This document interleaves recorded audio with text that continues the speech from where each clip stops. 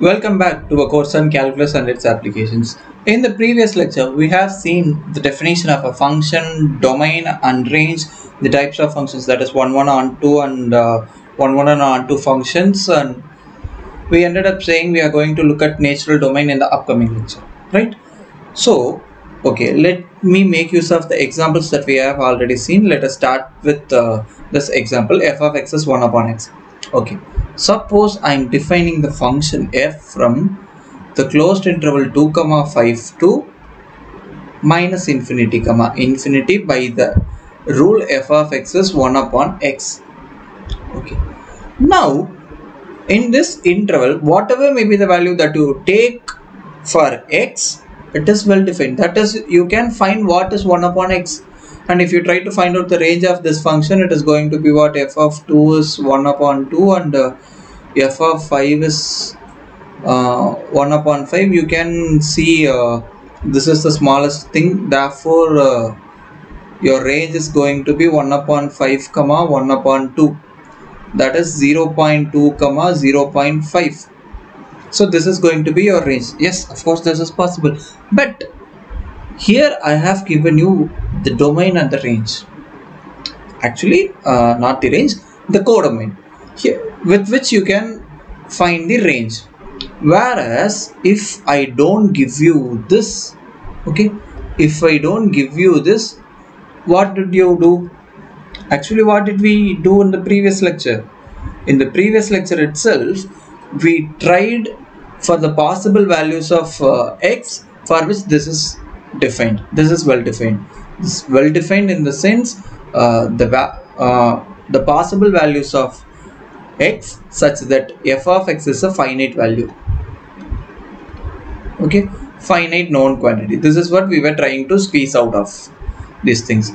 So only when x is 0, I don't know what is happening with this function because I am getting some unknown value, okay, undefined value, and that is why we removed 0 and we set this as the domain of this function. So this we call it as natural domain.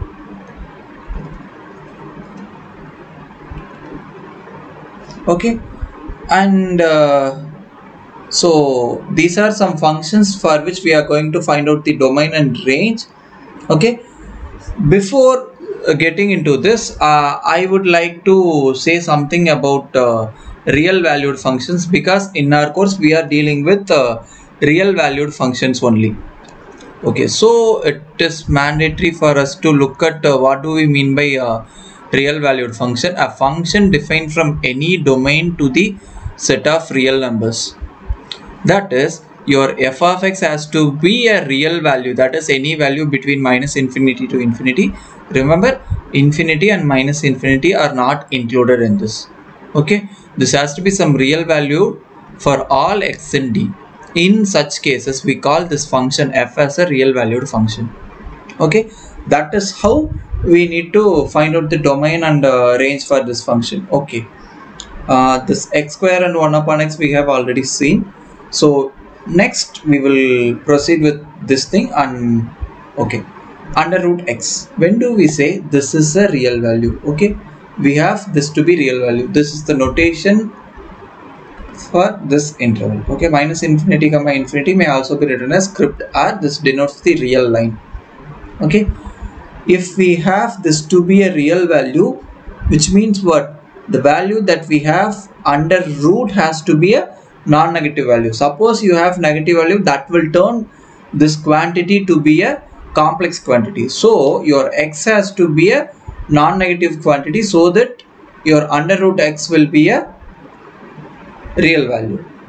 So this means x can take any value in this. So this is going to be your domain. Okay. Similarly, under root 4 minus x has to be a real value in the sense this 4 minus x has to be a non-negative quantity, which means this 4 is bigger than or equals x. This may also be written as x less than or equals 4. So this means what? X can be maximum 4 and minimum it can be anything. So this is going to be our domain. Okay, And similarly, when we look for the next thing, 1 minus x square has to be a real value. Therefore 1 minus x square has to be a non-negative quantity. So which means 1 bigger than or equals x square. This tells you x square smaller than or equals 1. Okay, x square smaller than or equals 1. So we know that whatever may be the value of x, x square is always a non-negative quantity. So this is true in general, and this is what we get out of this. So this implies 0 less than or equals x square less than or equals 1. This is the range for x square. Therefore this will tell you minus 1 less than or equals x less than or equals 1 is going to be the range for x.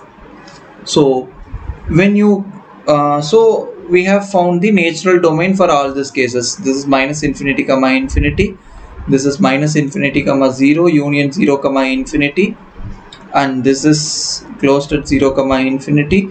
This is minus infinity comma 4, and this is minus 1 comma 1. So since we have equality at both the sides, we have this to be closed one. Okay, the range is close 0 comma infinity, because square of any quantity is going to be a non-negative thing. And here whatever may be the value that you substitute here, you will get some quantity, right? So you may get any value except 0, right? Whether you will get 0, when your value becomes very larger and larger enough, it is somewhat nearer to 0. So the range is minus infinity comma infinity only, right? And here we have taken only the positive square root, so we will land in positive.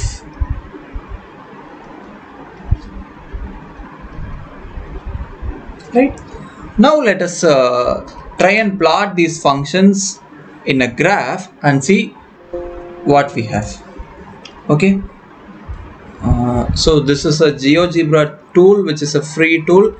You may access this if you have internet connectivity. So the first function that we were talking is x square, right? F of x is defined to be x square. Here you may see that your whatever may be the value of x that you give, right? So you can always find some f of x value. Suppose if you have to check this, you may give what here f of 1 is what 1, and f of 10 you can find. F of 0 is defined, f of 0.001 that is also defined, right? So you are able to see these things. And the next function that we had is 1 upon x, that you can see as a blue line.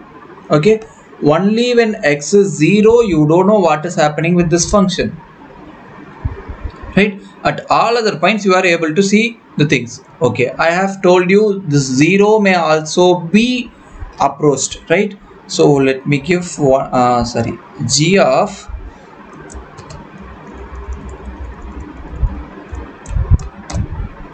so this is approximation, right? So this is some approximate value. Let me give g of 10 to the power. See, this is some quantity, but what am I getting? I am getting this to be 0. This means the platform has some fixed accuracy upon which if it is after, suppose it has 10 power minus 15 accuracy, in the sense after a point, after the decimal point, it will take 15 decimals. Okay, if you have anything beyond that, it will approximate to 15 decimals. If you have 0 point around 20-30 zeros and then 1, it will approximate this as 0 only. So this 0 is also attained, right? And similarly, when you give 10 power minus 200, you see your value is getting larger and larger, right? That one, this approximated as 0 and it is giving you a large quantity. This we say that it is going nearer to infinity, but it's not infinity. Okay, and the third function was under root x, right? So that you can see as a red line here. So it starts with 0. Whatever may be the value that you give, you can find some f of x value. And the next two was what? Square root of 4 minus x, I suppose, right? And the other one was, what was that? So 1 minus x square, square root 1 minus x square. See, only this is the area in which it is defined. Now from this graph itself you may find the domain. Okay, at 4 also the function value is defined. Here at 0 also the function value is defined. After that, whatever may be the things that you give, you can see the graph going through. Okay, so the possible values of x you can find here, and this is what we call it as domain. Okay, this is for the function x minus 4, and this is for the function x square minus 1. Okay, under root. So now let us get back to our presentation and see what is happening here. Okay, next, graph of functions. So whatever the functions that we have, how can we plot this in a graph? So the graph is something, we have seen the illustration as well. Okay, it may be in any of the quadrants. Whatever may be the function, how are we going to draw a graph? That is what that we have seen, I suppose, in GeoGebra itself. So these are the graphs of the functions that we discussed. So all those 5 functions we have here, right? And the next topic that we have to discuss is the representing a function numerically. Okay, how are we going to do this? So for which let me take this function f of x as x square and do the things. Numerical representation of the function, I am going to table it. Okay, let me start with minus 10 to 10 with increment of 1. So you can see here, and the dots over the graph. Okay, if I have to do a little more better thing, let me do that. So instead of giving a step size as 1, let me give 0.5. Here you may see. Okay, now forget about the graph that you have, just look at the dots over here. Okay, when you take that is when you take the step size to be a smaller one, let me okay, when you take this step size to be a smaller one, you can find out these dots, and while joining these dots you get the graph. Okay, it is like simply evaluating. Let me do here. We have the function f of x is x square, right? So we will have to take the value of x and the possible values of f of x. So first let me start from minus 2. What we will get? We will get 4. So 1.96 minus 1.92 minus 1.88, for which I will have to calculate these things. In order to calculate these things, I may make use of calculator. Let me do the calculations in an Excel. Okay, okay, I am going to give you x value here, and my f of x is going to be here, right? So whatever may be the value that I give here, my f of x is what? Square of these things. So this quantity into the same quantity, right? So if I give minus 1.98, I get some quantity. Minus 1.96, I get something. Minus 1.94, I get this. Minus 1.92, I get this. So in a similar way, you may calculate for 0, 0. Sorry, let this be minus 0 0.2, 0 0.2, 0 0.4, 0 0.6, 0 0.8, 1.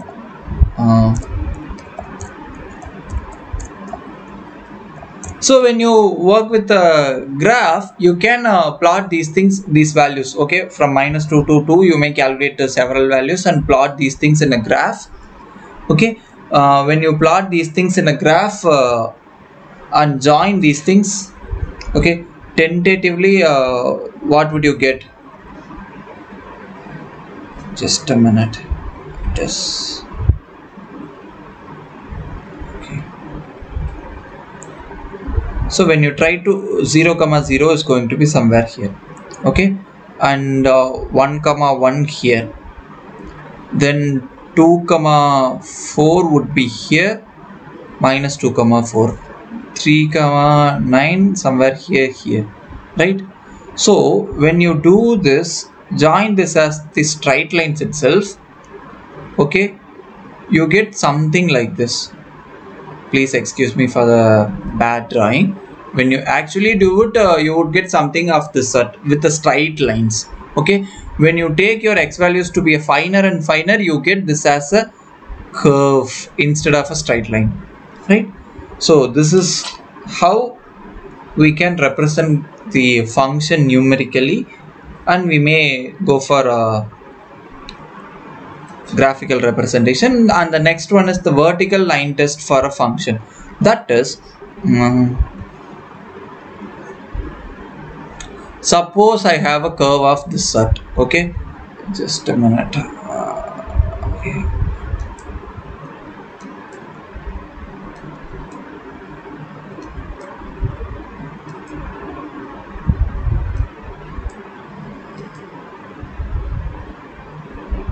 Okay, we have something of this sort.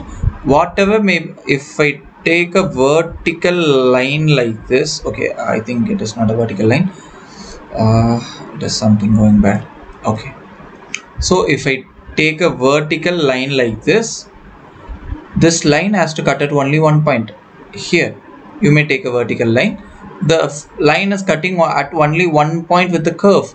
If this is so, here we have the well definition of a function, whereas this line, okay, if you look at it as a straight line, you may see that this line has to cut at only one point, and then we can say it is a function. If not, it cannot be a function, right?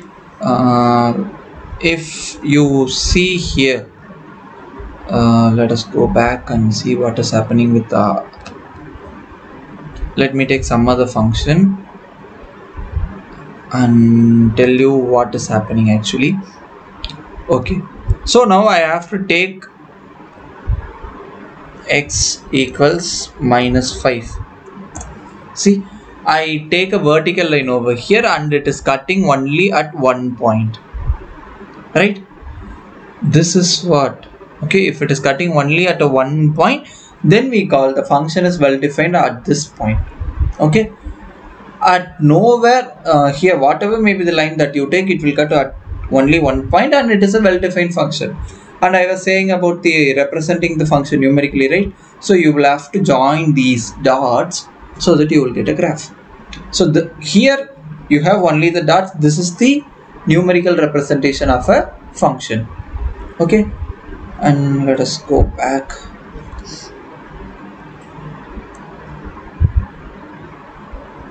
And piecewise defined functions that we will see in the upcoming lecture. Thank you.